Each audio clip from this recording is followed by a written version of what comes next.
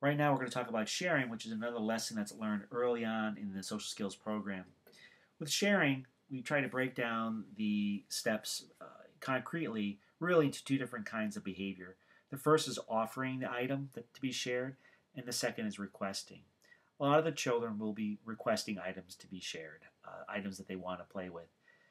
We start with offering, though, and through this basic scripting, we teach the child to again use their friend's name when they know it, and to literally hold out the item they want to share, to extend their arm and hand to the child, their friend, with the item in hand, and to say, let's share. So, for example, if Sam was the friend, we would say, Sam, let's share. And the friend holds out the item to be shared. And the reason why we do this is because if we teach the child to offer up a yes no question, Sam, do you want to play with the ball? Or Sam, do you want to play with the binoculars? Or Sam, do you want to play with the G.I. Joe character? A lot of times, a yes no scenario, when offered to another child who might be preoccupied with playing something else, it's too easy for them to just say no. And we want to teach the person who's initiating the sharing to be successful and actually literally hand off an item to their friend. So that's why we have a more direct approach. Let's share and extending the item at the same time. With requesting, it's similar, but of course you don't have the item. You're requesting the item.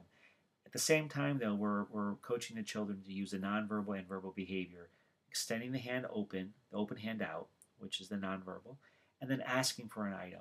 So there's three different examples here. The child's name is referenced or is prompted to be used. So in this case, the friend now is asking Sam to share one of his items. So the friend holds out the hand and says, "Sam, let's share." And in the open hand with the words "let's share," or we can say, "Can we share?"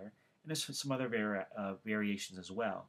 It's a more direct approach, though, opening the open extended hand with the words at the same time. If you notice the visuals in the first picture, there's two girls exchanging items, and in the bottom one, the one girl has all the items. In teaching a child the benefits of sharing, you could start off by teaching the children to exchange items. So you're really combining these two steps. You're offering and requesting at the same time.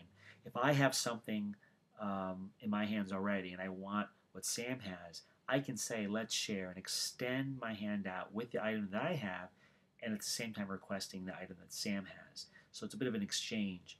This is more equitable, and for younger children, it's an easier step to do than just giving up an item altogether. As a child develops, they will learn that the more that they share and offer up items, the more likely their friend is to return that in a play situation. The top picture with two children playing on the swings, that visual is there to remind us that there's also another technique in teaching sharing, which is having children share the same item or space at the same time. This is different than exchanging items and or giving up an item for something giving up an item or asking for an item. With the swing, that visual is used because both children are swinging at the same time. It's similar to both children jumping on a trampoline at the same time. Both kids are occupying the space and engaged in the activity jointly. The idea here is to teach the children that because there's more than one, that the activity becomes more reinforcing or fun, beneficial. Certainly, two children jumping on the trampoline at the same time would learn at some point that with the extra weight that they would jump higher themselves. A lot of children learn that. With swinging on a tire swing, it's similar. You could swing on a tire swing, but if a friend were to jump on with you, the momentum would the heavier weight would carry the swing perhaps farther. And plus, you have a shared experience that is different than doing the activity in isolation. So that can literally teach a child that sharing it has a real benefit to it early on in their development.